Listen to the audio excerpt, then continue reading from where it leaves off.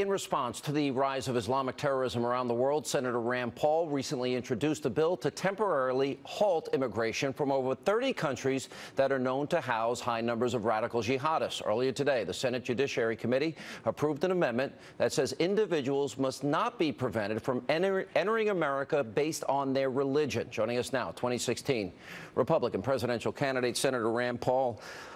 It was a non-binding resolution. It was basically a show resolution, but a lot of Republicans supported it. I really don't see that much difference between your resolution and Trump's resolution or proposal, except that you just name countries.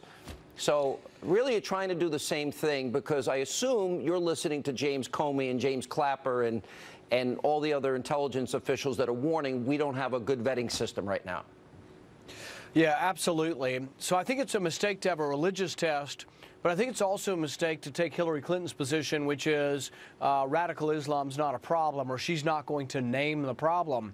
We have to know who the problem is, and we have to know what their name is if we're going to combat them. My idea is that we do put a pause on immigration from about 34 countries, primarily in the Middle East, and we say to ourselves, do we know who is coming into our country now? Do we know that they haven't overstayed their welcome or their visa? Look, we were attacked on 9/11 by 19 hijackers who used legal immigration to come here. And I'm still not confident that we've fixed the problem that let those 19 hijackers in our country. Yeah, well, where is the support level? In other words, I sense there's a political correctness that is dominating Washington politics these days. I think the American people showing that they think, based on what the intelligence officials in this country are saying, and based on what we learned about San Bernardino, and based upon the House Homeland Security chair on this program saying ISIS has a plan to infiltrate this country through the refugee population, that the people in this country are seeing things very differently than you guys in Washington. And I'm not really putting you in that group, so please don't take it personally. This would not be the first time that the voters and the people outside of Washington are smarter than the people inside of Washington.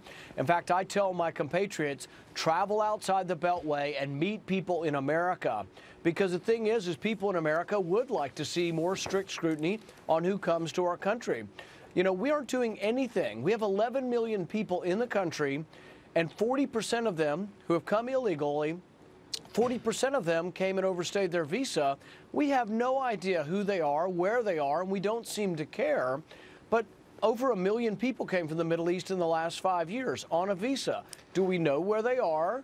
Do we know if they were visitors or students that they went home? I don't think we have a clue. I sat through a security briefing when I was with Rick Perry down at the border.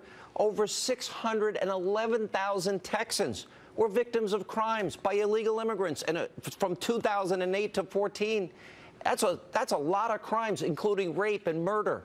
Those are people, citizens of our country and citizens of the great state of Texas, victimized because we don't secure the border. I guess if it doesn't happen to, if it doesn't happen to me, I guess I don't have to worry about it. There's a mentality out there. But these are real people, real suffering, real crimes, and we're not doing anything about it. To put it in perspective, we spend hundreds of billions of dollars defending ourselves in the war on terror.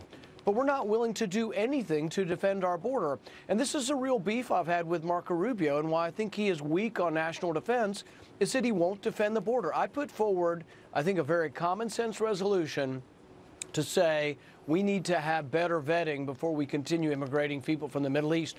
And I don't get any support from those who profess to be for national security. I thought you got support from Ted Cruz. Didn't he support you on that? Ted did, but the other side, the neoconservatives, Lindsey Graham, the Marco Rubios, they're all on the other side, and they want to say they're national security conservatives, but they're not really willing to defend the border. And I think you got to defend your border. That's your first line of defense. You got to be able to defend your border. And I don't think you're seriously wanting to defend the country if you won't defend the border. I think these issues are growing bigger every day as it relates to this 2016 race. Senator, good to see you. Thanks for being with us. Thank you. And coming up next tonight, right here.